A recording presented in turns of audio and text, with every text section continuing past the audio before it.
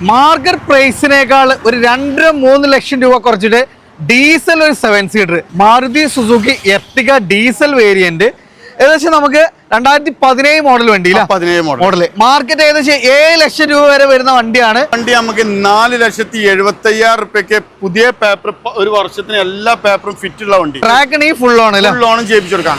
അതാണ്. അതേപോലെ ഏറ്റവും ടോപ്പ് എൻഡില് ഒരു എലൈറ്റ് i20 ആക്റ്റീവ്.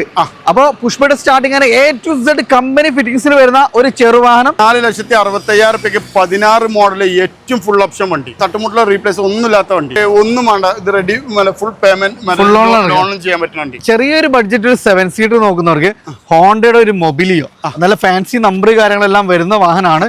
ഏതായിരുന്നു മോഡൽ കാര്യം? വണ്ടിന്റെ നമ്പർ എന്റെ അഭിപ്രായത്തില് ഫാദ് ബാസിലിന്റെ വണ്ടിന്റെ നമ്പറും ഇതാണോ ഡൗട്ട് ഉണ്ട് കേട്ടോ.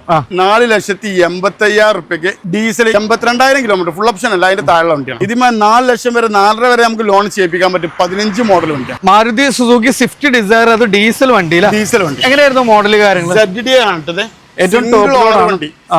നല്ല നീറ്റ് സൂപ്പർ വണ്ടിയാണ്. എത്ര ചോദിക്കുന്നത്? ഇത് 3,20,000 റുപ്യക്ക് നമുക്ക് 15,000 റുപ്യ ഫൈനൽ നമ്മളെ കയ്യിൽ കിട്ടുകയാണെങ്കിൽ കൊടുക്കാം. ഫുൾ ഓൺ ചെയ്യാൻ പറ്റുമോ?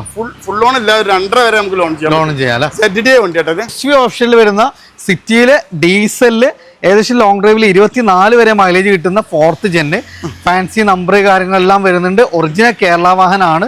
സോ ഏതായിരുന്നു മോഡൽ കാര്യം? 2017 മോഡൽ 18 റേസറുള്ള വണ്ടിയാണ്.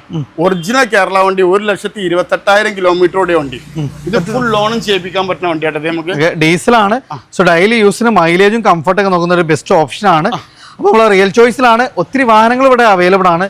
ലൊക്കേഷൻ വരുന്നത് മലപ്പുറം കാവുങ്ങൽ ബൈപ്പാസിലാണ്. താഴെ നമ്പർ കൊടുത്തിട്ടുണ്ട്. കൂടുതൽ ഡീറ്റെയിൽസ് ഒക്കെ അറിയാൻ വേണ്ടിയിട്ട് താഴെ കാണുന്ന നമ്പറിൽ ഡയറക്റ്റ് കോൺടാക്ട് ചെയ്യാം കേട്ടോ.